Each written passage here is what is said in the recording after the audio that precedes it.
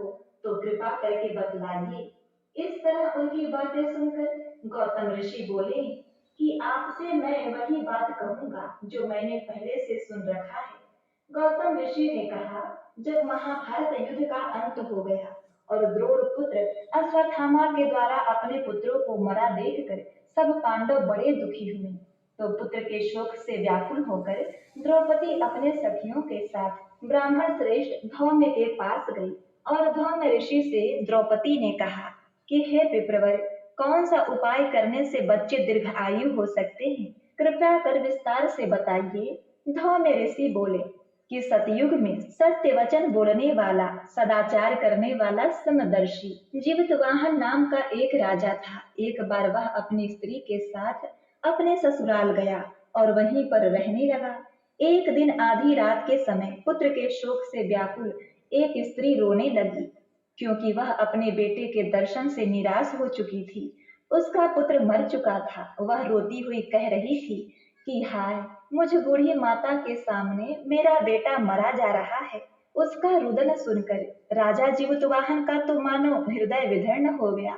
वह तत्काल उस स्त्री के पास गए और उनसे पूछा, हे माते, तुम्हारा बेटा कैसे मरा है? बूढ़ी औरत ने कहा, एक गरुड़ प्रतिदिन आकर गांव के लड़कों को खा जाता है। इस पर दयालु राजा ने कहा, हे माता, अब तुम रोना बंद करो और आनंद से यहाँ बैठ जाओ। मैं तुम्हारे बच्चे को बचाने का यत्न करता हूँ। ऐसा कहकर राजा उसी स्थान पर गए जहाँ गरुड़ आकर प्रतिदिन मांस खाया करते थे। उसी समय गरुड़ वहां आ गए और उस पर टूट पड़ा और उस राजा का मांस खाने लगा। जब अतिशय तेजस्वी गरुड़ ने राजा का बायां अंग खा लिया, तो झटपट राजा ने अपना दाहिना अंग फेर कर गरुड़ के सामने रख दिया। यह देखकर गरुड़ जी ने कहा कि तुम कोई देवता हो, कौन हो? तुम मनुष्य तो नहीं जान पड़ते। अच्छा, अपना जन्म और कुल बताओ। पीड़ा से व्याकुल मन वाले राजा ने कहा, हे पक्षीराज, इस तरह के प्रश्न करना व्यर्थ है। तुम अपनी इच्छा भर मेरा मांस खाओ। यह सुनकर गरुड़ रुक गए और बड़े आदर से राजा के जन्म और कुल की बात पूछने लगे।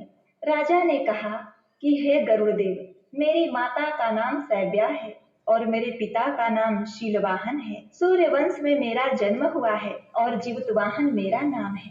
राजा की दयालुता देखकर गरुड़ ने कहा, हे महाभाग, तुम्हारे मन में जो भी अभिलाषा है, जो भी आशा हो, वह मांगो, मैं तुम्हें वरदान देता हूँ। राजा ने कहा, हे पक्षीराज, यदि आप मुझसे प्रसन्न है, मुझे वर देना चाह रहे हैं,